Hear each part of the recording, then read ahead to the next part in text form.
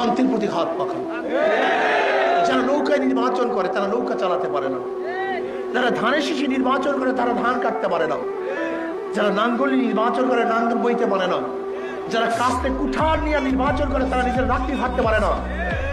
কিন্তু হাত পাখা এমন এক প্রতীক, যে নির্বাচন করে সেও চালাতে পারে, যারা নির্বাচন করে তারাও চালাতে পারে, গরিবরাও চালাতে পারে, ধনীরাও চালাতে পারে, পুরুষরাও চালাতে পারে, মহিলারাও চালাতে পারে।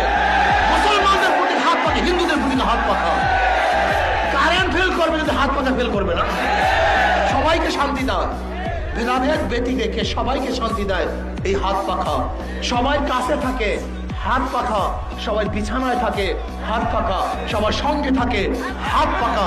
শান্তির প্রতীক হাত পাখা। আমি বিশ্বাস করি পিআর সিস্টেমে নির্বাচন যদি হয়, মার্কা নির্বাচন, সংখ্যানুপাতিক হারে নির্বাচন হবে। বিএনপি ঘোষণা দিয়েছে আমরা জাতীয় সরকার চাই, আর জাতীয় সরকারের জন্য সবচেয়ে ভালো সিস্টেম হলো পিআর সিস্টেমে নির্বাচন। পিআর সিস্টেমে নির্বাচন হলেই তো জাতীয় সরকার হবে। পিআর সিস্টেমে নির্বাচন হলে সমস্ত আদর্শের মানুষ সংসদে থাকবে, যারা 1% ভোট পাবে তাদের প্রতিনিধি সংসদে থাকবে। সমস্যা কি?